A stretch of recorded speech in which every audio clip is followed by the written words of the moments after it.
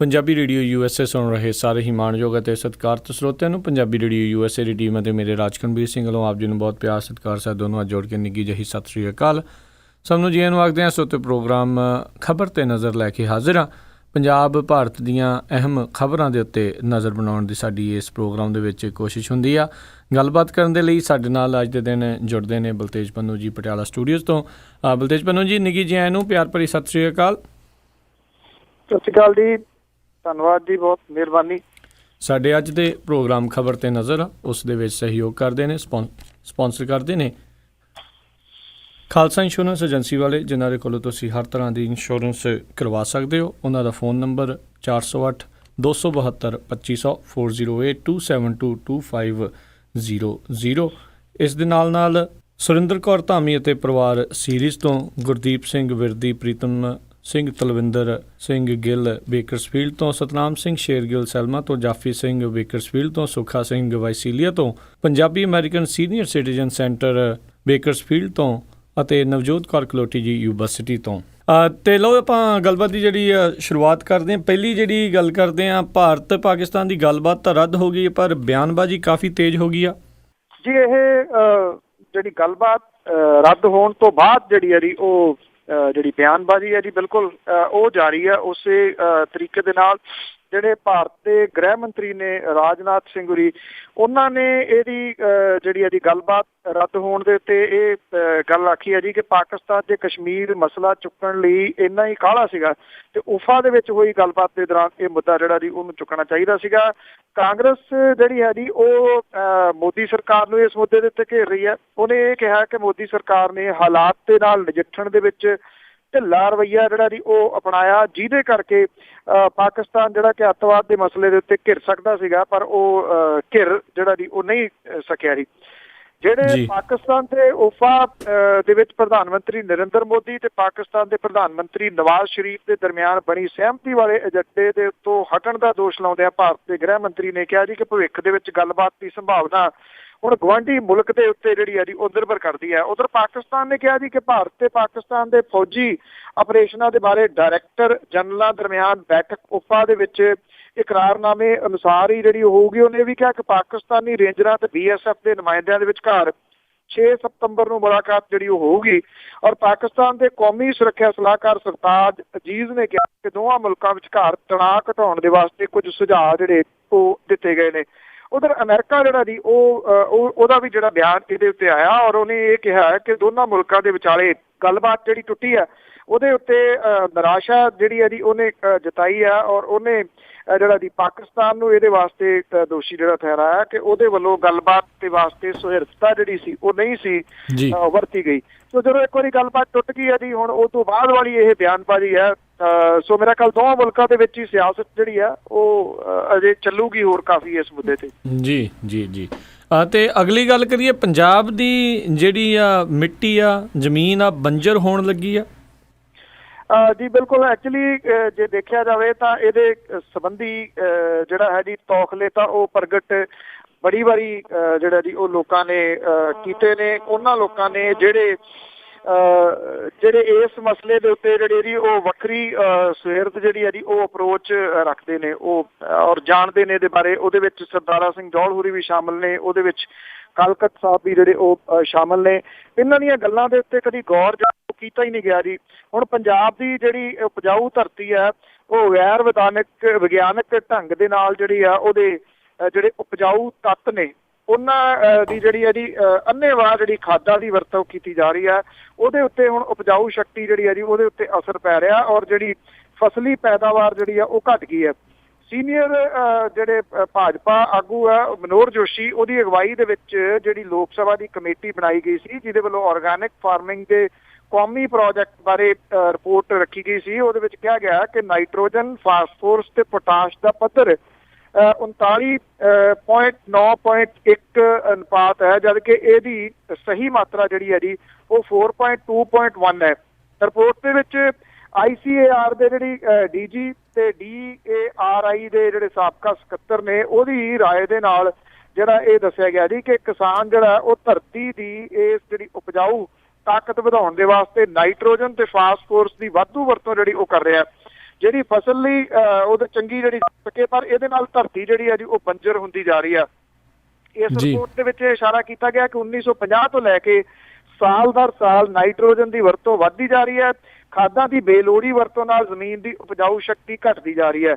ਇਹਦੇ ਵਿੱਚ ਇਹ ਵੀ ਕਿਹਾ ਗਿਆ ਜੀ ਕਿ ਜ਼ਮੀਨ ਦੇ ਵਿੱਚ ਲੋਹਾ, ਮੈਗਨੀਜ਼, ਕਾਪਰ, ਇਹ ਜਿਹੜਾ ਜੀ 12%, 5% ਤੇ 3% ਇਹਦੇ ਵਿੱਚ ਘਾਟ ਹੈ, ਔਰ ਕੁੱਲ 48% ਧਰਤੀ 'ਚ ਸਲਫਰ ਦੀ ਜਿਹੜੀ ਹੈ ਜੀ ਉਹ ਕਮੀ ਦੱਸੀ ਗਈ ਹੈ। ਹੁਣ ਸਵਾਲਾਂ ਦਾ ਸਵਾਲ ਜਿਹੜਾ ਨਾ ਜੀ ਉਹ ਹੈ ਕਿ ਜੇ ਆਰਗੈਨਿਕ ਖੇਤੀ ਦੀ ਕਹਾਣੀ ਇਹ ਪਾਉਂਦੇ ਨੇ ਤਾਂ ਆਰਗੈਨਿਕ ਜਿਹੜੀ ਹੈ ਜੀ ਉਹ ਕਿਵੇਂ ਲਿਆਂਦਾ ਜਾਵੇ ਕਿਸਾਨਾਂ ਨੂੰ ਇਹਦੇ ਵੱਲ। ਇਹਦੇ ਵਾਸਤੇ ਸਰਕਾਰ ਨੇ ਜਿਹੜਾ ਜੀ ਉਹ ਯਤਨ ਕਰਨੇ ਹੁੰਦੇ ਨੇ, ਪਰ ਸਰਕਾਰ ਨੇ ਤਾਂ ਇਹ ਲੋਕ ਜਿਨ੍ਹਾਂ ਦੀ ਮੈਂ ਗੱਲ ਕੀਤੀ ਸੀ ਕਿ ਸਿਆਣੇ ਲੋਕ ਜਿਹੜੇ ਨੇ ਉਹਨਾਂ ਨੂੰ ਤਾਂ ਪਹਿਲਾਂ ਹੀ ਖੁੱਡੇ ਲਾਈਨ ਜਿਹੜਾ ਜੀ ਉਹ ਲਾ ਕੇ ਰੱਖਿਆ ਹੋਇਆ। ਉਹਨਾਂ ਸਿਆਣਿਆਂ ਦੀ ਕਿੱਥੇ ਪੁੱਛ ਪ੍ਰਤੀਤ ਜਿਹੜੀ ਹੈ ਜੀ ਹੁੰਦੀ ਆ। ਪੁੱਛ ਪ੍ਰਤੀਤ ਤਾਂ ਜਿਹੜੀ ਆ ਜੀ ਉਹ ਕੀਤੀ ਜਾਂਦੀ ਆ ਉਹਨਾਂ ਕੰਪਨੀਆਂ ਦੀ ਜਿਹੜੀਆਂ ਇੱਥੇ ਸਮਾਨ ਜਿਹੜਾ ਜੀ ਉਹ ਵੇਚਦੀਆਂ ਨੇ। ਜੀ ਜੀ ਜੀ ਜੀ ਅਤੇ ਗੱਲ ਕਰਦੇ ਆ ਪੰਜਾਬ ਦੇ ਵਿੱਚ ਹੁਣ ਜ਼ਮੀਨਾਂ ਦੇ ਰੇਟ ਕਹਿੰਦੇ ਆ ਜੀ ਅੱਧ ਤੇ ਆ ਗਏ ਨੇ। ਐਕਚੁਅਲੀ ਨਾਸਾ ਦੀ ਰਿਪੋਰਟ ਵੀ ਆਪਾਂ ਸਾਂਝੀ ਕੀਤੀ ਸੀ ਕੁਝ ਸਮਾਂ ਪਹਿਲਾਂ। ਨਾਸਾ ਜਿਹੜੀ ਆ ਜੀ ਉਹਨੇ ਇਹ ਕਿਹਾ ਸੀਗਾ ਕਿ ਪੰਜਾਬ ਦੇ ਵਿੱਚ ਜਿਹੜੀ ਆ ਜੀ ਉਹ ਪਾਣੀ ਦਾ ਪੱਧਰ ਜਿਹੜਾ ਉਹ ਘਟਦਾ ਜਾਂਦਾ ਹੈ। ਇੱਕ ਤੁਹਾਨੂੰ ਨਾਈਟ੍ਰੋਜਨ ਵਾਲੀ ਜਿਹੜੀ ਗੱਲ ਕੀਤੀ ਹੈ ਕਿ ਜਿਹੜਾ ਫਸਲਾਂ ਦਾ ਝਾੜ ਵੱਧ ਲੈਣ ਦੇ ਵਾਸਤੇ ਖਾਦਾਂ ਦੀ ਅੰਨ੍ਹੇਵਾਹ ਵਰਤੋਂ, ਇਹਦੇ ਨਾਲ ਜ਼ਮੀਨ ਜਿਹੜੀ ਹੈ ਜੀ ਉਹ ਬੰਜਰ ਹੋਣ ਵੱਲ ਨੂੰ ਜਾ ਰਹੀ ਹੈ, ਪਾਣੀ ਜਿਹੜਾ ਜੀ ਉਹ ਘਟ ਰਿਹਾ। ਹੁਣ ਜਿਹੜਾ ਜੀ ਗਲਤ ਪਾਲਿਸੀਜ਼ ਨੇ ਜਿਹੜੀਆਂ ਸਰਕਾਰ ਦੀਆਂ, ਕਿਉਂਕਿ ਆਫਟਰ ਆਲ ਇਹ ਇੱਕ ਜਿਹੜਾ ਸਰਕਲ ਚੱਲਦਾ ਜੀ ਸਾਰੀਆਂ ਚੀਜ਼ਾਂ ਦਾ ਰਲ ਮਿਲ ਕੇ।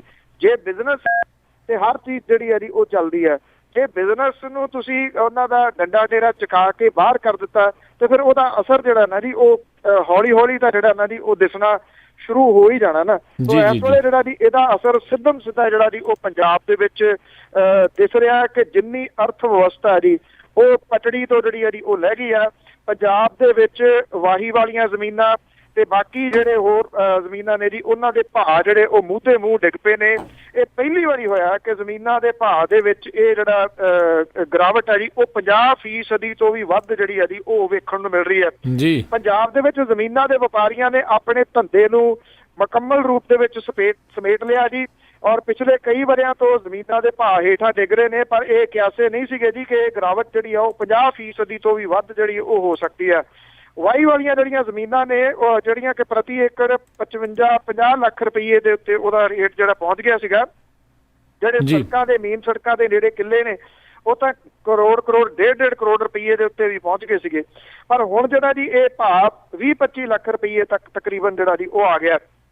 ਕਈ ਥਾਵਾਂ ਦੇ ਉੱਤੇ ਜ਼ਮੀਨਾਂ ਦੇ ਰੇਟ ਜਿਹੜੇ ਨੇ ਜੀ ਉਹ 15 ਲੱਖ ਰੁਪਈਏ ਤੋਂ ਵੀ ਹੇਠਾਂ ਜਿਹੜੇ ਉਹ ਡਿੱਗ ਪਏ ਨੇ।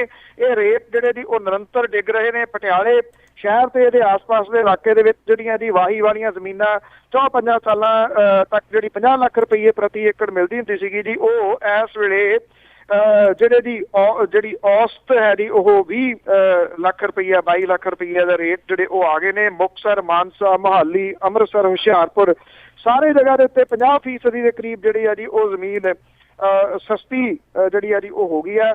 ਜਿਨ੍ਹਾਂ ਲੋਕਾਂ ਨੇ ਪਲਾਟ ਵਗੈਰਾ ਲਏ ਸੀਗੇ ਅੱਜ ਤੋਂ ਕੋਈ 4-5 ਸਾਲ ਪਹਿਲਾਂ ਕਿ ਛੇਤੀ ਇਹਦੇ ਰੇਟ ਜਿਹੜੇ ਉਹ ਵਧਣਗੇ ਤੇ ਮੁੜ ਕੇ ਉਹ ਪੈਸੇ ਜਿਹੜੇ ਕਮਾਉਣਗੇ, ਉਹਨਾਂ ਦੇ ਸਾਰਿਆਂ ਦੇ ਪੈਸੇ ਜਿਹੜੇ ਨੇ ਜੀ ਇਹਦੇ ਵਿੱਚ ਸਟਕ ਹੋ ਗਏ ਨੇ। ਜੇ ਕਿਸੇ ਨੇ 5000 ਰੁਪਏ ਗਜ ਨੂੰ ਜਿਹੜਾ ਜੀ ਅੱਜ ਤੋਂ ਕੋਈ 3 ਸਾਲ ਪਹਿਲਾਂ 4 ਸਾਲ ਪਹਿਲਾਂ ਪਲਾਟ ਲਿਆ ਸੀਗਾ, ਉਹਨੂੰ ਲੱਗਦਾ ਸੀਗਾ ਕਿ ਦਿਨਾਂ ਦੇ ਵਿੱਚ ਉਹ 10,000 15,000 ਨੂੰ ਚਲੇ ਜਾਣਾ। ਅੱਜ ਹਾਲਾਤ ਇਹ ਨੇ ਕੋਈ ਤਾਂ 5,000 ਵੀ ਨਹੀਂ ਮਿਲ ਰਿਹਾ ਜੀ। ਉਹ 3-3.5 ਰੁਪਏ ਦੇ ਉੱਤੇ ਜਿਹੜਾ ਜੀ ਉਹ ਪਲਾਟ ਚਲੇ ਗਏ ਨੇ। ਸੋ ਜਿਹੜੇ ਲੋਕ ਬੜੀ ਤੇਜ਼ੀ ਦੇ ਨਾਲ ਪਹਿਲਾਂ ਇਨਵੈਸਟ ਕਰਦੇ ਸੀਗੇ, ਔਰ ਹਾਲਾਤ ਵੀ ਇੱਕ ਵਾਰੀ ਇਹ ਸੀਗੇ ਕਿ ਸ਼ਾਮ ਨੂੰ ਕੋਈ ਰੇਟ, ਸਵੇਰੇ ਕੋਈ ਰੇਟ ਤੇ ਦੁਪਹਿਰੇ ਕੋਈ ਰੇਟ, ਉਹ ਸਾਰੇ ਜਿਹੜੇ ਜੀ ਉਹ ਲੋਕ ਬੁਰੇ ਤਰੀਕੇ ਦੇ ਨਾਲ ਸਟਕ ਜਿਹੜਾ ਜੀ ਇਹਦੇ ਵਿੱਚ ਹੋ ਗਏ ਨੇ। ਔਰ ਉਹਨਾਂ ਦੇ ਪੈਸੇ ਜਿਹੜੇ ਨੇ ਹੁਣ ਲੱਗਦਾ ਨਹੀਂ ਜੀ ਕਿ ਉਹ ਮੁੜਨਗੇ, ਤਾਂ ਕਿਹੜੇ ਤਰੀਕੇ ਦੇ ਨਾਲ ਮੁੜਨਗੇ। ਜਿਵੇਂ ਮੈਂ ਇਸ਼ਾਰਾ ਕੀਤਾ ਸੀ ਕਿ ਗਲਤ ਜਿਹੜੀਆਂ ਪਾਲਿਸੀਜ਼ ਨੇ ਉਹ ਸਰਕਾਰ ਦੀਆਂ ਹੈ ਨੇ, ਜਿਹਦੀ ਵਜ੍ਹਾ ਕਰਕੇ ਇਹ ਸਾਰਾ ਕੁਝ ਜਿਹੜਾ ਜੀ ਹੋ ਗਿਆ। ਪਰ ਮੁਸ਼ਕਿਲ ਇਹ ਹੈ ਕਿ ਸਰਕਾਰ ਨੇ ਮੰਨਣਾ ਨਹੀਂ। ਉਹਨੇ ਇਹ ਕਹਿਣਾ ਜੀ ਇਹ ਤਾਂ ਓਵਰਆਲ ਵਰਤਾਰਾ ਹੈ, ਇਹ ਤਾਂ ਚੌਪਟ ਬਿਜ਼ਨਸ ਸਾਰੇ ਮੁਲਕ ਦੇ ਵਿੱਚ ਹੀ ਹੋ ਰਿਹਾ, ਜਿਹਦੇ ਕਰਕੇ ਜੇ ਪੰਜਾਬ ਦੇ ਵਿੱਚ ਵੀ ਹੋ ਰਿਹਾ ਤੇ ਇਕੱਲੇ ਪੰਜਾਬ ਨੂੰ ਜਿਹੜਾ ਜੀ ਉਹ ਦੋਸ਼ ਕਿਉਂ ਦਿੱਤਾ ਜਾਵੇ। ਪਰ ਇਹ ਕੋਈ ਸ਼ੱਕ ਨਹੀਂ ਗਾ ਜੀ ਕਿ ਮੁਲਕ ਦੇ ਵਿੱਚ ਵੀ ਜਿਹੜਾ ਜੀ ਮੰਦੇ ਹਾਲ ਹੀ ਹੈ ਇਸ ਵੇਲੇ ਹਾਲਾਤ ਸਾਰੇ, ਪਰ ਪੰਜਾਬ ਦਾ ਜਿਹੜਾ ਜੀ ਵਰਤਾਰਾ ਉਹ ਥੋੜਾ ਜਿਹਾ ਡਿਫਰੈਂਟ ਹੈ। ਉਹ ਇਸ ਕਰਕੇ ਡਿਫਰੈਂਟ ਹੈ ਜੀ ਕਿ ਇੱਥੇ ਪਾਲਿਸੀਜ਼ ਜਿਹੜੀਆਂ ਨੇ ਉਹ ਬਹੁਤ ਗਲਤ ਨੇ ਜੀ। ਤੇ ਅਗਲੀ ਗੱਲ ਕਰਦੇ ਆ ਵੀ ਅਨਿਲ ਜੋਸ਼ੀ ਹੁਣਾਂ ਖਿਲਾਫ ਅਕਾਲੀਆਂ ਨੇ ਕਹਿੰਦੇ ਜੀ ਰੱਜ ਕੇ ਭੜਾਸ ਕੱਢੀ। ਐਕਚੁਅਲੀ ਜਿਹੜਾ ਜੀ ਕਿਸੇ ਟਾਈਮ ਸਭ ਨੂੰ ਪਤਾ ਹੈ ਕਿ ਅਨਿਲ ਜੋਸ਼ੀ ਨੂੰ ਜਿਹੜਾ ਸੀਗਾ ਜੀ ਉਹ ਵਰਤਿਆ ਗਿਆ ਸੀਗਾ ਨਵਜੋਤ ਸਿੰਘ ਸਿੱਧੂ ਦੇ ਖਿਲਾਫ, ਔਰ ਉਹਨੂੰ ਵਰਤ ਕੇ ਜੀ ਹੁਣ ਜਿਹੜਾ ਜੀ ਉਹਨੂੰ ਵੀ ਇੱਕ ਕਿਸਮ ਦੇ ਨਾਲ ਸਾਈਡ ਤੇ ਜਿਹੜਾ ਜੀ ਉਹ ਕੱਢ ਕੇ ਸੁੱਟਿਆ ਜਾ ਰਿਹਾ ਜੀ ਮਾਝੇ ਦੇ ਜਰਨੈਲ ਦੇ ਵੱਲੋਂ। ਉਹ ਬਟਾਲੇ ਦੇ ਵਿੱਚ ਪੰਜਾਬ ਦੇ ਕੈਬਨਿਟ ਮੰਤਰੀ ਅਨਿਲ ਜੋਸ਼ੀ ਜਿਹੜਾ ਸੀਗਾ ਜੀ ਉਹਦੇ ਬਟਾਲੇ ਦੇ ਵਿੱਚ ਨੀਂਹ ਪੱਥਰ ਰੱਖਣ ਆਉਣਾ ਸੀਗਾ, ਤੇ ਉੱਥੇ ਜਿਹੜਾ ਜੀ ਉਹਦੇ ਸਮਰਥਕ ਤੇ ਉਹਦੇ ਵਿਰੋਧੀ ਪਾਰਟੀ ਵਾਲੇ ਨੇ ਜੀ ਉਹਨਾਂ ਦੇ ਜਿਹੜੇ 9 ਮਾਸ ਦੇ ਰਿਸ਼ਤੇ ਵਾਲੇ ਅਕਾਲੀ ਦਲ ਦੇ ਜਿਹੜੇ ਵਰਕਰ ਸੀਗੇ ਉਹਨਾਂ ਨੇ ਜਿਹੜਾ ਜੋਸ਼ੀ ਸੀਗਾ ਜੀ ਉਹਨੂੰ ਅਨਿਲ ਜੋਸ਼ੀ ਨੂੰ ਉੱਥੇ ਆਮਦ ਤੋਂ ਉਹਦੀ ਤੋਂ ਜਿਹੜਾ ਜੀ ਉਹ ਰੋਕਿਆ ਔਰ ਇਹ ਕਿਹਾ ਜੀ ਕਿ ਇੱਥੇ ਉਹਨਾਂ ਨੇ ਅਸੀਂ ਇਹਨਾਂ ਨੂੰ ਜਿਹੜਾ ਜੀ ਇੱਥੇ ਬੋਲਣ ਨਹੀਂ ਦੇਵਾਂਗੇ। ਜਿਹੜਾ ਅਕਾਲੀ ਕੌਂਸਲਰ ਸੀਗੇ ਜੀ ਉਹਨਾਂ ਨੇ ਇਕੱਠੇ ਹੋ ਕੇ ਅਨਿਲ ਜੋਸ਼ੀ ਦਾ ਜਿਹੜਾ ਸੀਗਾ ਵਿਰੋਧ ਬਟਾਲੇ ਦੇ ਵਿੱਚ ਕੀਤਾ। ਜਿਹੜੇ ਅਨਿਲ ਜੋਸ਼ੀ ਦੇ ਹਮਾਇਤੀ ਸੀਗੇ ਉਹਨਾਂ ਨੇ ਅਨਿਲ ਜੋਸ਼ੀ ਦੇ ਜਿੰਦਾਬਾਦ ਤੇ ਦੂਜੇ ਪਾਸੇ ਤੋਂ ਜਿਹੜੇ ਸੀਗੇ ਉਹ ਮੁਰਦਾਬਾਦ ਦੇ ਨਾਅਰੇ ਜਿਹੜੇ ਸੀਗੇ ਉਹ ਲੱਗੇ, ਔਰ ਜਿਹੜੀ ਪੁਲਿਸ ਸੀਗੀ ਜੀ ਉਹਨੂੰ ਵਿਚਕਾਰ ਫਿਰ ਆਉਣਾ ਪਿਆ, ਨਹੀਂ ਤਾਂ ਹਾਲਾਤ ਜਿਹੜੇ ਇੱਕ ਵਾਰੀ ਇੱਟਾਂ ਵੱਟੇ ਜਿਹੜੇ ਉਹ ਚੱਲਣ ਵਾਲੇ ਉੱਥੇ ਬਣ ਗਏ ਸਨ, ਔਰ ਵੱਡੀ ਗਿਣਤੀ ਦੇ ਵਿੱਚ ਜਿਹੜੀ ਸੀ ਫਿਰ ਪੁਲਿਸ ਤਾਇਨਾਤ ਕਰਕੇ ਅਨਿਲ ਜੋਸ਼ੀ ਤੋਂ ਨੀਂਹ ਪੱਥਰ ਜਿਹੜਾ ਸੀਗਾ ਉਹ ਰਖਵਾਇਆ ਗਿਆ। ਜੀ ਜੀ ਤੇ ਅਗਲੀ ਜਿਹੜੀ ਗੱਲ ਕਰਦੇ ਆ ਪ੍ਰਧਾਨ ਮੰਤਰੀ ਨਰਿੰਦਰ ਮੋਦੀ ਹੁਣਾਂ ਦੀ ਮਨ ਕੀ ਬਾਤ ਜਿਹੜੀ ਆ ਉਹ ਕਾਫੀ ਮਹਿੰਗੀ ਪੈਂਦੀ ਆ ਜੀ। ਇਹਨੇ ਸਰਕਾਰੀ ਖਜ਼ਾਨੇ ਦੇ ਜਿਹੜਾ ਜੀ ਉਹ ਪੈਰ ਪੱਟ ਕੇ ਰੱਖ ਦਿੱਤੇ ਨੇ ਜੀ। ਜਿਹੜਾ ਨਰਿੰਦਰ ਮੋਦੀ ਹੋਰਾਂ ਦੇ ਮਨ ਕੀ ਬਾਤ ਹੈ ਇਹਦੇ ਪ੍ਰਚਾਰ ਦੇ ਉੱਤੇ ਹੁਣ ਤੱਕ 8.5 ਕਰੋੜ ਰੁਪਈਆ ਜਿਹੜਾ ਜੀ ਉਹ ਖਰਚਿਆ ਜਾ ਚੁੱਕਿਆ ਜੀ। ਪ੍ਰਧਾਨ ਮੰਤਰੀ ਦਾ ਇਹ ਰੇਡੀਓ ਪ੍ਰੋਗਰਾਮ ਹਰ ਮਹੀਨੇ ਸਰਕਾਰੀ ਖਜ਼ਾਨੇ ਨੂੰ ਤਕਰੀਬਨ 95 ਲੱਖ ਰੁਪਈਏ ਦਾ ਰਗੜਾ ਲਾਉਂਦਾ ਜੀ। ਮਨ ਕੀ ਬਾਤ ਪ੍ਰੋਗਰਾਮ ਦੇ ਵਿੱਚ ਹਰ ਮਹੀਨੇ ਆਲ ਇੰਡੀਆ ਰੇਡੀਓ ਤੋਂ ਜਿਹੜਾ ਜੀ ਇਹ ਪ੍ਰੋਗਰਾਮ ਆਉਂਦਾ ਹੈ। ਪਿਛਲੇ ਸਾਲ 3 ਅਕਤੂਬਰ ਨੂੰ ਸ਼ੁਰੂ ਹੋਇਆ ਸੀਗਾ, 10 ਐਪੀਸੋਡ ਇਹਦੇ ਆਏ ਨੇ ਤੇ ਜਿਹੜਾ ਜੀ ਹੁਣ ਤੱਕ ਇਹ ਕਿਹਾ ਜਾ ਰਿਹਾ ਜੀ ਕਿ ਇਹਦੇ ਪ੍ਰਚਾਰ ਦੇ ਵਾਸਤੇ ਪ੍ਰਿੰਟ ਮੀਡੀਆ ਦੇ ਵਿੱਚ ਤੇ ਬਾਕੀ ਜਗ੍ਹਾ ਦੇ ਉੱਤੇ ਜਿਹੜੇ ਇਸ਼ਤਿਹਾਰ ਦਿੱਤੇ ਗਏ ਨੇ, ਇਹ ਇਸ਼ਤਿਹਾਰ ਜਿਹੜੇ ਸੀ ਸ਼ੁਰੂਆਤ ਤੋਂ ਲੈ ਕੇ ਜੁਲਾਈ 15 ਤੱਕ ਜਿਹੜਾ ਜੀ ਇਹਦੇ ਤਕਰੀਬਨ 8.5 ਕਰੋੜ ਰੁਪਈਆ 8 ਕਰੋੜ 54 ਲੱਖ ਰੁਪਈਆ ਇੱਥੇ ਖਰਚ ਹੋ ਚੁੱਕਾ ਜੀ। ਇਹ 9 ਐਪੀਸੋਡ ਦੀ ਮਸ਼ਹੂਰੀ ਦੇ ਵਾਸਤੇ ਕੀਤਾ ਗਿਆ। ਪਿਛਲਾ ਪ੍ਰੋਗਰਾਮ ਜਿਹੜਾ ਜੀ ਉਹ 26 ਜੁਲਾਈ ਨੂੰ ਆਇਆ ਸੀਗਾ, ਤੇ 30 ਨੂੰ ਹੁਣ ਜਿਹੜਾ ਜੀ ਉਹ ਅਗਲਾ ਜਿਹੜਾ ਜੀ ਉਹ ਹੋਣਾ। ਜਿਹੜਾ 14-15 ਦੇ ਦੌਰਾਨ ਇਸ ਪ੍ਰੋਗਰਾਮ ਦੇ ਪ੍ਰਚਾਰ ਦੇ ਵਾਸਤੇ 6 ਕਰੋੜ 38 ਲੱਖ ਰੁਪਏ ਦੇ ਇਸ਼ਤਿਹਾਰ ਦਿੱਤੇ ਗਏ ਸੀਗੇ। ਸਾਲ 15-16 ਦੇ ਦੌਰਾਨ 2 ਕਰੋੜ ਤੇ 16 ਲੱਖ ਰੁਪਏ ਦੇ ਇਸ਼ਤਿਹਾਰ ਜਿਹੜੇ ਉਹ ਦਿੱਤੇ ਜਾ ਚੁੱਕੇ ਨੇ ਜੀ। ਇਲੈਕਟ੍ਰੋਨਿਕ ਮੀਡੀਆ ਦੇ ਵਿੱਚ ਇਸ ਪ੍ਰੋਗਰਾਮ ਦੇ ਵਾਸਤੇ ਕੋਈ ਇਸ਼ਤਿਹਾਰ ਨਹੀਂ ਦਿੱਤਾ ਗਿਆ।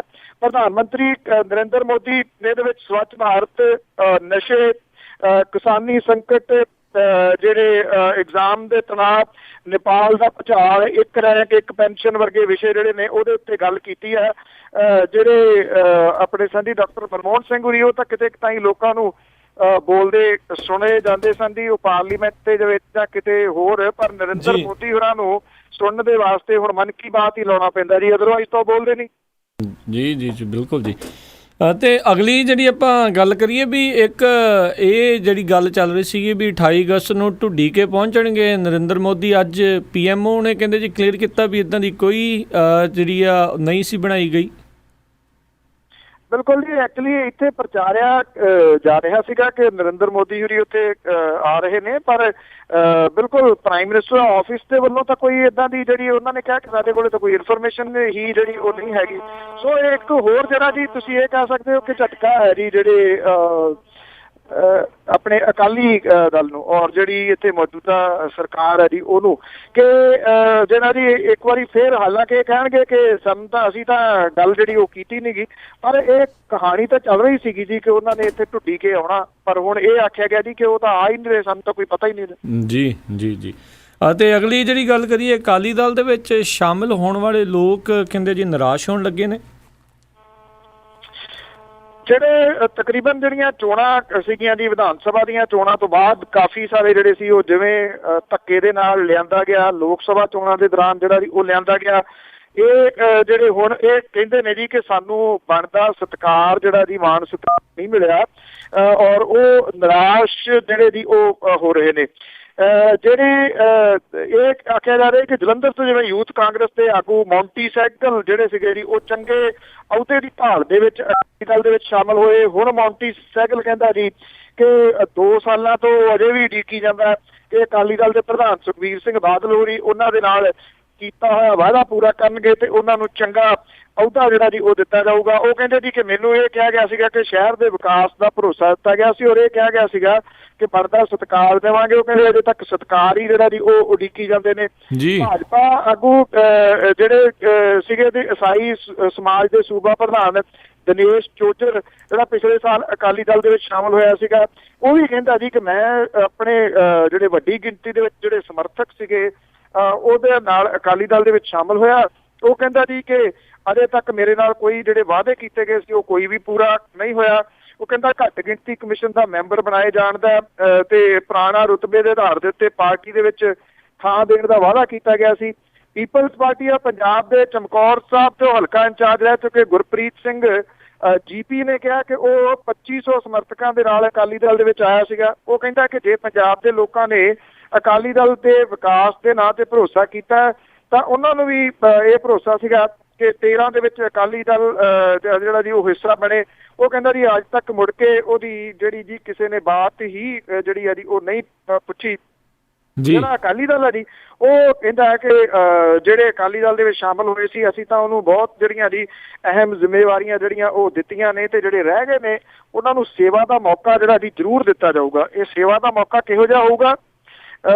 ਜਿਹੋ ਜਿਹਾ ਮੇਰਾ ਖਿਆਲ ਹੈ ਜੀ ਕਹਿੰਦੇ ਜੀ ਬਾਕੀਆਂ ਦੇ ਢਿੱਡ ਭਰ ਲੈਣ, ਤੁਹਾਡੇ ਵੀ ਲੱਗੇ ਹੋਏ ਨੇ, ਠੀਕ ਆ, ਉਹਨਾਂ ਦਾ ਖਿਆਲ ਬਾਅਦ ਚ ਕਰਾਂਗੇ ਜੀ। ਜੀ ਜੀ ਜੀ। ਤੇ ਅਗਲੀ ਗੱਲ ਕਰਦੇ ਹਾਂ, ਕਮਲ ਸ਼ਰਮਾ ਦੇ ਪੀਏ ਨੂੰ ਗ੍ਰਿਫਤਾਰ ਕਰ ਲਿਆ ਗਿਆ। ਇਹ ਉਹੀ ਬੰਦਾ ਜੀ ਜਿਹੜਾ ਰਿਸ਼ਵਤ ਲੈਣ ਦੇ ਦੋਸ਼ ਦੇ ਤਹਿਤ ਜਿਹੜਾ ਲੋਕਾਂ ਦੇ ਜਿਹੜੇ ਸਮਗਲਰ ਨੇ ਜੀ ਉਹਨਾਂ ਨੂੰ ਬਚਾਉਂਦਾ ਸੀਗਾ ਪੁਲਿਸ ਤੋਂ 30 ਲੱਖ ਰੁਪਈਆ ਜਿਹੜਾ ਜੀ ਉਹ ਲੈ ਕੇ ਜੀ। ਸੋ ਇਹਦੇ ਵਿੱਚ ਫਸਿਆ ਇਹ ਭਾਰਤੀ ਜਨਤਾ ਪਾਰਟੀ ਦਾ ਜਿਹੜਾ ਸੂਬਾ ਪ੍ਰਧਾਨ ਹੈ ਕਮਲ ਸ਼ਰਮਾ, ਉਹਦਾ ਪੀਏ ਹੈ ਜੀ ਜਿੰਮੀ ਸੰਧੂ। ਫਿਰੋਜ਼ਪੁਰ ਦੀ ਪੁਲਿਸ ਨੇ ਉਹਨੂੰ ਜਿਹੜਾ ਜੀ ਉਹ ਗ੍ਰਿਫਤਾਰ ਕਰ ਲਿਆ। ਹੈਰੋਇਨ ਤੇ ਨਜਾਇਜ਼ ਹਥਿਆਰਾਂ ਦੇ ਸਣੇ ਗ੍ਰਿਫਤਾਰ ਕੀਤੇ ਗਏ ਇੱਕ ਮੁਲਜ਼ਮ ਨੂੰ ਉਹਨੂੰ ਛਡਾਉਣ ਦੇ ਵਾਸਤੇ ਜਿਹੜਾ ਸੀਗਾ ਜੀ ਉਹਨੇ 30 ਲੱਖ ਰੁਪਈਆ ਜਿਹੜਾ ਉਹ ਲਿਆ ਸੀਗਾ। ਜਿੰਮੀ ਸੰਧੂ ਜਿਹੜਾ ਜੀ ਉਹਨੂੰ ਮੈਜਿਸਟ੍ਰੇਟ ਦੇ ਅੱਗੇ ਪੇਸ਼ ਕਰਕੇ ਪੁਲਿਸ ਰਿਮਾਂਡ ਦੀ ਮੰਗ ਜਿਹੜੀ ਹੈ ਜੀ ਕੀਤੀ ਆ ਔਰ ਉਹਦਾ 1 ਦਿਨ ਦਾ ਪੁਲਿਸ ਰਿਮਾਂਡ ਜਿਹੜਾ ਜੀ ਉਹ ਦਿੱਤਾ ਗਿਆ। ਹੁਣ ਦੇਖਦੇ ਆ ਕਿ ਉਹਦੇ ਦੌਰਾਨ ਜਿੰਮੀ ਸੰਧੂ ਜਿਹੜਾ ਜੀ ਉਹ ਪੁਲਿਸ ਦੇ ਕੋਲੇ ਕਿਹੋ ਜਿਹੇ ਜਿਹੜੇ ਆ ਜੀ ਉਹ ਖੁਲਾਸੇ ਜਿਹੜੇ ਆ ਉਹ ਕਰਦਾ। ਇਸ ਮਾਮਲੇ ਦੇ ਵਿੱਚ ਜਿਹੜਾ ਜੀ ਇਹ ਦੱਸਿਆ ਗਿਆ ਕਿ ਕੁਝ ਗ੍ਰਿਫਤਾਰੀਆਂ ਜਿਹੜੀਆਂ ਜੀ ਉਹ ਹੋਰ ਵੀ ਜਿਹੜੀਆਂ ਹੋ ਸਕਦੀਆਂ ਨੇ। SP ਡੀ ਜਿਹੜੇ ਜੀ ਉਹਦੇ ਵੱਲੋਂ ਦਰਜ ਕਰਵਾਈ ਗਈ ਜਿਹੜੀ FIR ਹੈ ਉਹਦੇ ਮੁਤਾਬਕ ਜਿਹੜਾ ਇੱਥੇ ਫਿਰੋਜ਼ਪੁਰ ਦਾ ਏਰੀਆ ਹੈ ਜੀ ਗੁਰੂ ਨਾਨਕ ਗੁਰੂ ਨਗਰ ਵਾਸੀ ਜਿਹੜਾ ਜੀ ਉਹਨਾਂ ਦੇ ਕੁਝ ਪਰਿਵਾਰ ਦੇ ਮੈਂਬਰਾਂ ਨੇ ਦੇ ਕਹਿਣ ਦੇ ਉੱਤੇ ਕੇਸ ਦਰਜ ਕੀਤਾ ਸੀਗਾ ਕਿ ਇਹਨਾਂ ਕੋਲੋਂ 100 ਗ੍ਰਾਮ ਹੈਰੋਇਨ ਤੇ 2 ਚਾਈਨੀਜ਼ ਪਿਸਟਲ ਬਰਾਮਦ ਹੋਏ ਸੀਗੇ। ਪੁਲਿਸ ਨੇ ਇਸ ਮਾਮਲੇ 'ਚ ਅੰਮ੍ਰਿਤਪਾਲ ਨੂੰ ਗ੍ਰਿਫਤਾਰ ਕਰ ਲਿਆ ਸੀਗਾ, ਉਹਦੇ ਪਿਓ ਨੂੰ ਫੜ ਕੇ ਛੱਡ ਦਿੱਤਾ ਸੀਗਾ। ਜਿੰਮੀ ਜਿਹੜੇ ਸੰਧੂ ਦੇ ਮੁਤਾਬਕ ਜਿਹੜੇ SP ਨੇ ਉਹਨਾਂ ਦੇ ਮੁਤਾਬਕ ਜਸਬੀਰ ਸਿੰਘ ਔਰ ਜਿੰਮੀ ਤੇ ਲਖਵਿੰਦਰ ਸਿੰਘ ਨੇ ਬੇਗ ਨਾ ਦੱਸ ਕੇ ਪੁਲਿਸ ਦੇ ਕੋਲੋਂ ਛੁਡਵਾ ਲਿਆ ਸੀਗਾ ਤੇ ਇਹਦੇ ਲਈ 30 ਲੱਖ ਰੁਪਈਆ ਜਿਹੜਾ ਜੀ ਉਹਨਾਂ ਨੇ ਲਿਆ ਸੀਗਾ। ਔਰ ਕੁਝ ਇੱਕ ਹੋਰ ਵੀ ਜਿਹੜੇ ਮਾਮਲੇ ਇਸੇ ਤਰ੍ਹਾਂ ਦੇ ਸਾਹਮਣੇ ਆਏ ਨੇ, ਕਿਸੇ ਦੇ ਵਿੱਚ 15 ਲੱਖ ਰੁਪਈਆ ਲਿਆ, ਕਿਸੇ ਦੇ ਵਿੱਚ 10 ਲੱਖ ਰੁਪਈਆ ਲਿਆ। ਪਰ ਬੇਸ਼ਰਮੀ ਵਾਲੀ ਜਿਹੜੀ ਗੱਲ ਉਹ ਇਹ ਹੈ ਕਿ ਜਿਹਦਾ ਇਹ PA ਸੀਗਾ ਜੀ ਉਹ ਅਜੇ ਵੀ ਇਸ ਗੱਲ ਦੇ ਉੱਤੇ ਅੜਿਆ ਹੋਇਆ ਜੀ ਕਿ ਮੈਂ ਅਸਤੀਫਾ ਨਹੀਂ ਦੇਣਾ ਜੀ, ਉਹ ਤਾਂ PA ਫੜਿਆ ਗਿਆ, ਮੈਂ ਥੋੜੀ ਫੜਿਆ ਗਿਆ ਜੀ। ਬਿਲਕੁਲ ਜੀ ਬਿਲਕੁਲ, ਇਹੀ ਬਹਾਨਾ ਹੁੰਦਾ ਜੀ ਹਰ ਵਾਰੀ ਸਾਰਿਆਂ ਦਾ। ਤੇ ਅਗਲੀ ਜਿਹੜੀ ਗੱਲ ਕਰ ਰਹੇ ਹਾਂ ਵੀ ਨਵਜੋਤ ਕੌਰ ਸਿੱਧੂ ਹੁਣਾਂ ਨੇ ਇੱਕ ਵਾਰੀ ਫੇਰ ਪੰਗਾ ਲਿਆ ਜੀ ਸਰਕਾਰ ਨਾਲ। ਐਕਚੁਅਲੀ ਨਵਜੋਤ ਕੌਰ ਸਿੱਧੂ ਹੁਣ ਜਿਹੜੀ ਹੈ ਜੀ ਇਹ ਕਹਿੰਦੀ ਆ ਕਿ ਉਹਦੇ ਹਲਕੇ ਦੇ ਵਿੱਚ ਅਕਾਲੀ ਦਲ ਜਿਹੜਾ ਜੀ ਉਹ ਆਪਣੇ ਪੈਰ ਪਸਾਰ ਰਿਹਾ ਤੇ ਉਹ ਜਾਣਬੁੱਝ ਕੇ ਢੁੱਚਰਾਂ ਜਿਹੜੀਆਂ ਜੀ ਉਹ ਡਾ ਰਿਹਾ ਜੀ। ਜਿਹੜਾ ਇਹ ਵਿਧਾਨ ਸਭਾ ਦੇ ਹਲਕੇ ਦੇ ਹੇਠ ਆਉਂਦੇ ਜਿਹੜੇ ਵੱਲਾ ਤੇ ਵੇਰਕਾ ਕਸਬੇ ਨੇ ਉਹਨਾਂ ਦੀ ਸਫਾਈ ਦਾ ਮਾੜਾ ਹਾਲ ਕਹਿ ਕੇ ਜਿਹੜਾ ਜੀ ਇਹ ਐਕਚੁਅਲੀ ਅਕਾਲੀ ਦਲ ਦੇ ਵੱਲੋਂ ਘੁਸਪੈਠ ਜਿਹੜੀ ਹੈ ਜੀ ਉਹਨਾਂ ਦੇ ਹਲਕੇ 'ਚ ਕੀਤੀ ਜਾ ਰਹੀ ਹੈ।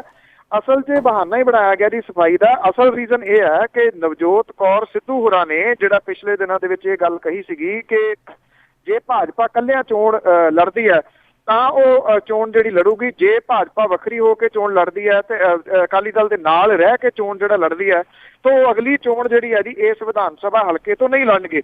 ਉਸ ਤੋਂ ਬਾਅਦ ਜਿਹੜਾ ਜੀ ਉਪਕਾਰ ਸਿੰਘ ਸੰਧੂ ਨੇ ਉਹ ਜਿਹੜੇ ਜੀ ਇੱਥੇ ਇਸ ਏਰੀਏ ਦੇ ਵਿੱਚ ਸਰਗਰਮ ਕੀਤਾ ਗਿਆ ਅਕਾਲੀ ਦਲ ਦੇ ਵੱਲੋਂ ਉਹਨਾਂ ਨੂੰ ਜੀ ਜੀ ਜਿਹਦੇ ਕਰਕੇ ਇਸ ਵੇਲੇ ਆਪਸੀ ਕਸ਼ਮਕਸ਼ ਜਿਹੜੀ ਹੈ ਜੀ ਉਹ ਵੱਧ ਰਹੀ ਹੈ ਕਾਰ ਸਿੰਘ ਸੰਧੂ ਦੀ ਤੇ ਨਵਜੋਤ ਕੌਰ ਸਿੱਧੂ ਹੋਰਾਂ ਦੀ।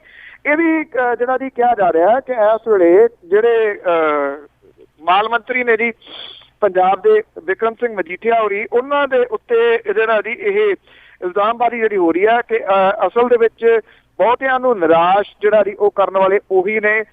ਨਵਜੋਤ ਸਿੰਘ ਸਿੱਧੂ ਨੂੰ ਜਿਹੜੇ ਤਰੀਕੇ ਨਾਲ ਕੱਢਿਆ ਗਿਆ ਜਾਂ ਨਵਜੋਤ ਕੌਰ ਸਿੱਧੂ ਦਾ ਹੁਣ ਜਿਹੜੀ ਜੀ ਉਹ ਟਾਈਟ ਕੀਤਾ ਜਾ ਰਿਹਾ ਉਹਦਾ ਏਰੀਆ, ਔਰ ਇਹ ਵੀ ਕਿਹਾ ਜਾ ਰਿਹਾ ਜੀ ਕਿ ਇੰਦਰਬੀਰ ਸਿੰਘ ਬੁਲਾਰੀਆ ਜਿਹੜਾ ਕਿ ਕਿਸੇ ਟਾਈਮ ਬੇਹੱਦ ਨੇੜੇ ਸੀਗਾ ਵਿਕਰਮ ਸਿੰਘ ਮਜੀਠੀਆ ਹੋਰਾਂ ਦੇ, ਉਹਨੂੰ ਜਿਵੇਂ ਜਿਹੜਾ ਜੀ ਉਹ ਖੁੱਡੇ ਲਾਈਨ ਲਾਇਆ ਗਿਆ ਔਰ ਉਹਦੀ ਵਜ੍ਹਾ ਵੀ ਜਿਹੜਾ ਜੀ ਵਿਕਰਮ ਸਿੰਘ ਮਜੀਠੀਆ ਉਹਨਾਂ ਨੂੰ ਕਿਹਾ ਜਾ ਰਿਹਾ। ਔਰ ਹੁਣ ਜਿਹੜਾ ਪ੍ਰਗਟ ਸਿੰਘ ਹੋਰੀ ਵੀ ਬੋਲੇ ਨੇ, ਇਹਦੇ ਵਾਸਤੇ ਵੀ ਜਿਹੜਾ ਜੀ ਇਹ ਕਿਹਾ ਜਾ ਰਿਹਾ ਕਿ ਜਿਵੇਂ ਇੱਕ ਇੱਕ ਕਰਕੇ ਹਰੇਕ ਨੂੰ ਜਿਹੜਾ ਜੀ ਉਹ ਸਾਈਡ ਲਾਈਨ ਕੀਤਾ ਜਾ ਰਿਹਾ, ਉਹਦੀ ਵਜ੍ਹਾ ਕਰਕੇ ਇਹ ਸਾਰਾ ਜਿਹੜਾ ਜੀ ਉਹ ਜਿਹੜਾ ਖਲਾਰਾ ਉਹ ਵੱਧਦਾ ਤੁਰਿਆ ਜਾਂਦਾ, ਚਾਹੇ ਉਹ ਨਵਜੋਤ ਕੌਰ ਸਿੱਧੂ ਵਾਲਾ ਹੋਵੇ, ਚਾਹੇ ਬੁਲਾਰੀਆ ਵਾਲਾ ਹੋਵੇ, ਤੇ ਚਾਹੇ ਹੁਣ ਨਵਾਂ ਪ੍ਰਗਟ ਸਿੰਘ ਵਾਲਾ ਹੋਵੇ। ਜੀ ਜੀ ਜੀ ਅਤੇ ਅਗਲੀ ਜਿਹੜੀ ਜੇ ਗੱਲ ਕਰੀਏ SGPC ਦੇ ਮੁੱਖ ਸਕੱਤਰ ਦੀ ਨਿਯੁਕਤੀ ਦਾ ਮਾਮਲਾ ਹਾਈ ਕੋਰਟ ਦੇ ਵਿੱਚ।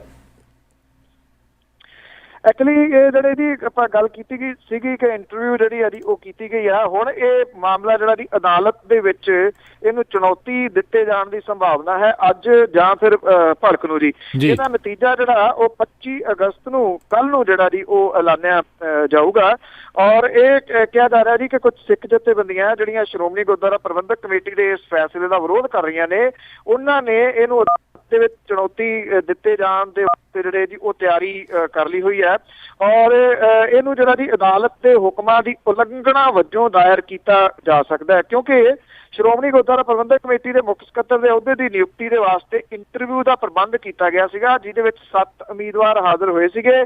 ਇੰਟਰਵਿਊ ਦੀ ਰਿਪੋਰਟ ਸੰਬੰਧੀ ਬਣਾਈ ਗਈ ਸਬ ਕਮੇਟੀ ਵੱਲੋਂ ਪ੍ਰਧਾਨ ਨੂੰ ਜਿਹੜੀ ਹੈ ਜੀ ਇਹ ਸੌਂਪ ਦਿੱਤੀ ਗਈ ਹੈ। ਔਰ ਇਹਦੇ ਵਿੱਚ ਪਹਿਲਾਂ ਜਿਹੜਾ ਸੀਗਾ ਜੀ ਅਦਾਲਤ ਨੇ ਕਿਹਾ ਸੀਗਾ ਕਿ ਨਿਯੁਕਤੀ ਜਿਹੜੀ ਆ ਉਹ ਨਹੀਂ ਕੀਤੀ ਜਾ ਸਕਦੀ, ਕਿਉਂਕਿ ਅਸਲ ਦੇ ਵਿੱਚ ਹੈ ਹੀ ਨਹੀਂਗਾ ਜੀ, ਦਰਜ ਹੀ ਨਹੀਂਗਾ ਕਿ ਮੁੱਖ ਸਕੱਤਰ ਜਿਹੜਾ ਉਹ ਰੱਖਿਆ ਜਾ ਸਕਦਾ। ਪਰ ਸ਼੍ਰੋਮਣੀ ਗੁਰਦੁਆਰਾ ਪ੍ਰਬੰਧਕ ਕਮੇਟੀ ਵਾਲੇ ਜਿਹੜੇ ਵਜਿਦ ਨੇ ਇਹਦੇ ਵਾਸਤੇ ਕਿ ਉਹਨਾਂ ਨੂੰ 3.5 ਲੱਖ ਰੁਪਏ ਦੇ ਉੱਤੇ ਜਿਹੜਾ ਜੀ ਮਹੀਨੇ ਦਾ ਇਹ ਬੰਦਾ ਚਾਹੀਦਾ ਹੀ ਚਾਹੀਦਾ, ਬਾਕੀ ਜਿਹੜੇ ਉੱਪਰਲੇ ਖਰਚੇ ਨੇ ਉਹ ਵੱਖਰੇ ਨੇ ਜੀ।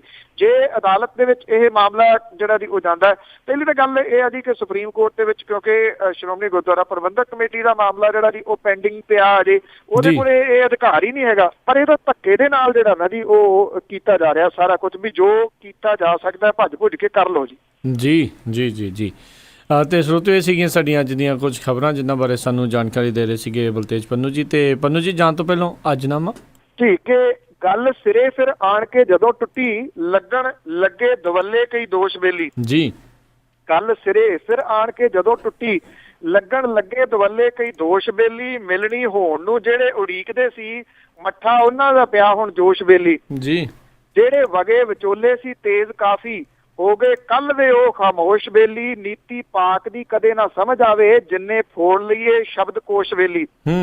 ਹੋਈ ਗੱਲ ਤਾਂ ਹੱਲ ਜਦ ਨਿਕਲਦਾ ਨਾ ਫਿਰ ਵੀ ਗੱਲ ਤਾਂ ਚੱਲਦੀ ਰਹਿ ਜਾਂਦੀ। ਜੀ ਹੋਈ ਗੱਲ ਤਾਂ ਹੱਲ ਜਦ ਨਿਕਲਦਾ ਨਾ ਫਿਰ ਵੀ ਗੱਲ ਤਾਂ ਚੱਲਦੀ ਰਹਿ ਜਾਂਦੀ। ਚੁਸਤੀ ਪਾਕ ਨੇ ਹੁੰਦੀ ਨਾ ਕਦੇ ਕੀਤੀ, ਕੰਢੇ ਆਣ ਕੇ ਬੇੜੀ ਨਾ ਬਹਿ ਜਾਂਦੀ। ਜੀ ਜੀ ਜੀ ਬਹੁਤ ਬਹੁਤ ਧੰਨਵਾਦ ਬਲਤੇਜ ਪੰਨੂ ਜੀ, ਤੁਸੀਂ ਆ ਕੇ ਜੁੜੇ, ਇਹਨਾਂ ਖਬਰਾਂ ਬਾਰੇ ਸਾਨੂੰ ਇਹ ਜਾਣਕਾਰੀ ਦਿੱਤੀ। ਅਗਲੇ ਬੁਲਟਨ ਤੱਕ ਲਈ ਤੁਹਾਡਾ ਬਹੁਤ ਬਹੁਤ ਧੰਨਵਾਦ, ਮਿਹਰਬਾਨੀ, ਸਤਿ ਸ਼੍ਰੀ ਅਕਾਲ। ਮਿਹਰਬਾਨੀ, ਧੰਨਵਾਦ ਜੀ, ਸਤਿ ਸ਼੍ਰੀ ਅਕਾਲ। ਤੇ ਸੋ ਇੱਥੇ ਹੀ ਸਾਡਾ ਅੱਜ ਦਾ ਇਹ ਪ੍ਰੋਗਰਾਮ ਆ ਉਹ ਹੁਣ ਸਮਾਪਤ ਹੁੰਦਾ ਹੈ। ਹੁਣ ਮੈਨੂੰ ਰਾਜਕਰਮਵੀਰ ਸਿੰਘ ਨੂੰ ਵੀ ਇਜਾਜ਼ਤ ਦਿਓ। ਮੇਰੇ ਵੱਲੋਂ ਵੀ ਆਪ ਸਭ ਨੂੰ ਬਹੁਤ ਪਿਆਰ ਸਤਿਕਾਰ ਸਹਿਤ ਦੋਨੋਂ ਹੱਥ ਜੋੜ ਕੇ ਨਿੱਘੀ ਜਿਹੀ ਸਤਿ ਸ਼੍ਰੀ ਅਕਾਲ। ਜਿਉਂਦੇ ਵਸਦੇ ਰਹੋ, ਹੱਸਦੇ ਖੇਲਦੇ ਰਹੋ ਤੇ ਸੁਣਦੇ ਰਹੋ ਜੀ ਪੰਜਾਬੀ ਰੇਡੀਓ USA।